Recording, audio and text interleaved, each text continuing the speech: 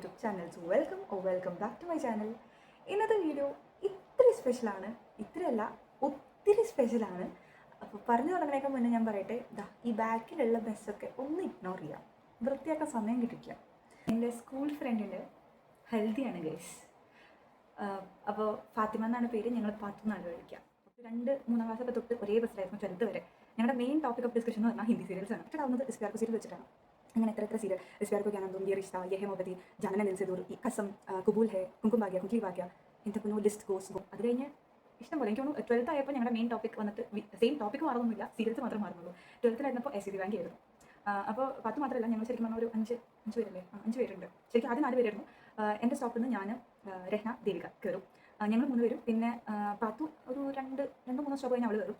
ആ ഒരു ഏകദേശം പാത്തുൻ്റെ സ്റ്റോപ്പ് കഴിഞ്ഞിട്ടാണ് അതിന് മുന്നേ ഒന്നുമില്ല, തേജിൻ്റെ സ്റ്റോപ്പുണ്ട്. അവൾ എനിക്ക് തോന്നുന്നു 11th 12th ആയപ്പോഴാണ് ഞങ്ങളുടെ ബസ്സിലെത്തിയത്. അപ്പോൾ പാത്തുൻ്റെ ഹെൽത്തി വ്ളോഗ് എന്തായാലും പോയി റെഡി ആവട്ടെ. 4:30ക്കാണ് പ്രോഗ്രാം, 4:30 to 8:30 ടൈം. ഇപ്പോൾ തന്നെ ഏകദേശം 3 മണി കഴിഞ്ഞിട്ടുണ്ട്. ഞാൻ എപ്പോൾ റെഡിയായി എപ്പോൾ പോകാനാണ് എനിക്കൊരു ഐഡിയ ഇല്ല. ഇവിടുന്ന് ഏകദേശം ഒരു അരമണിക്കൂറിൻ്റെ ദൂരമേ ഉള്ളൂ. പക്ഷേ ബ്ലോക്ക് കാരണം, റോഡ് പണിയൊക്കെ കാരണം എത്തുമെന്നറിയില്ല. അതുകൊണ്ട് ഇപ്പോൾ റെഡി ആയാലാണ് ഒരു 5 മണിക്കെങ്കിലും അവിടെ എത്താൻ പറ്റുള്ളൂ. അപ്പോൾ ഞാൻ പോയി റെഡി ആവട്ടെ. ഹായ് ഗൈസ്, അപ്പം നമ്മൾ റെഡി ആയിട്ടുണ്ട്. അങ്ങനെ കാര്യമായിട്ട് മേക്കപ്പ് ഒന്നുമില്ല. എനിക്ക് എൻ്റെ മുടി മാത്രമാണ് ഒന്ന് ഇഷ്ടപ്പെടാഞ്ഞത്. കാരണം ഞാൻ ഇന്ന് ഹൽദിയില്ലെങ്കിൽ ഞാൻ ഇന്നാണ് വാഷ് ചെയ്തത്. എന്നിട്ട് ഷാമ്പു ഇട്ടിട്ട് ഓയിൽ മര്യാദയ്ക്ക് പോയുമില്ല. തൽക്കാലം ഇത് മതി. ഇനിയിപ്പോൾ തല കഴുകി ഷാമ്പു ചെയ്യാനുള്ള ഒരു സമയമില്ല. ഓൾറെഡി വൈകി. ഇനി അവിടെ എത്തിക്കഴിഞ്ഞ ശേഷം കാണിച്ചു തരാം. അപ്പോൾ ബൈ. ഞാനിവിടെ ഒന്ന് പതുക്കെ നടന്നെത്തിയതും ഫുൾ മഴ.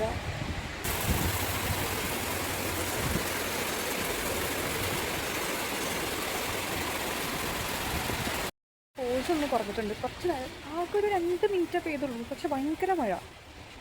ഇത് കറക്റ്റ് എന്തോ ഷെഡിൻ്റെ ഈ ഒരു ഏതോ ഒരു കടയുടെ ഫ്രണ്ടിൽ കുറച്ച് സ്ഥലം.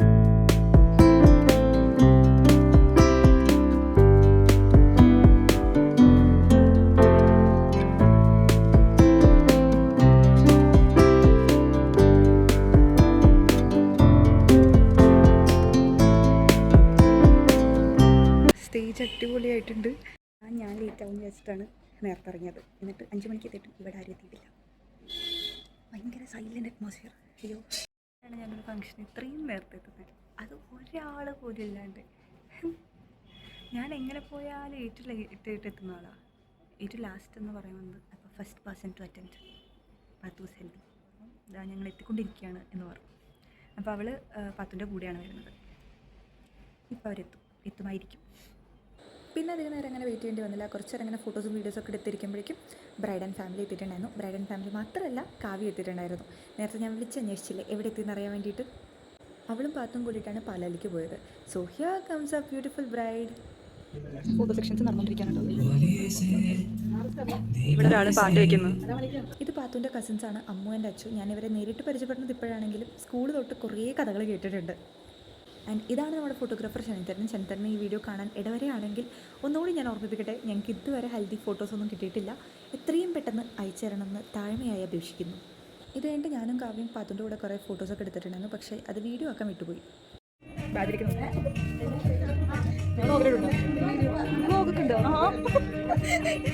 ഇവളിപ്പോഴാണ് അറിയുന്നത്.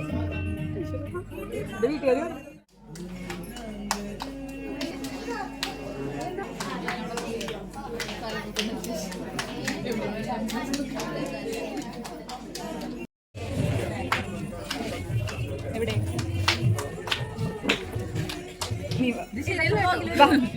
അതൊക്കെ ഞാൻ ഇട്ടോളാം. എന്റെ തല എന്തൊരു വലിയ ഇതാണ്. ഇങ്ങനെ നീ ഫ്രണ്ടിലേക്ക് കയറാൻ എന്റെ തല വലുതാവില്ലേ.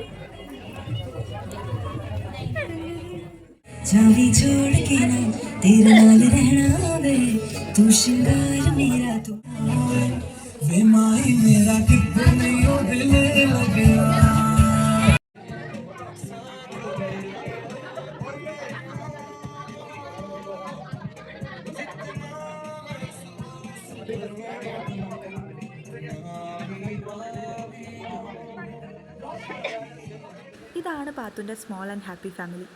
ബാപ്പു, അമ്മി ആൻഡ് പാത്തു.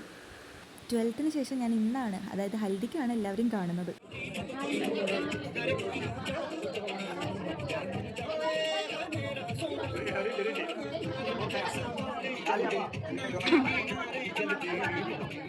ലാസ്റ്റായിട്ട് ഒരു ചടങ്ങുകൂടിയും ബാക്കിയുണ്ടായിരുന്നു. ഇതെന്താണെന്ന് വെച്ച് കഴിഞ്ഞാൽ പാത്തുൻ്റെ ഫാമിലിയിലെ the very next person to get married.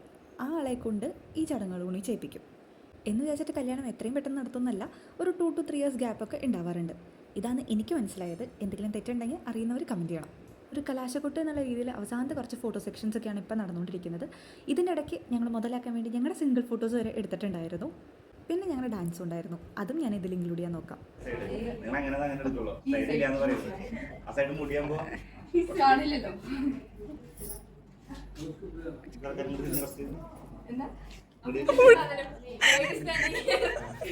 മൂഞ്ചി മൂഞ്ചി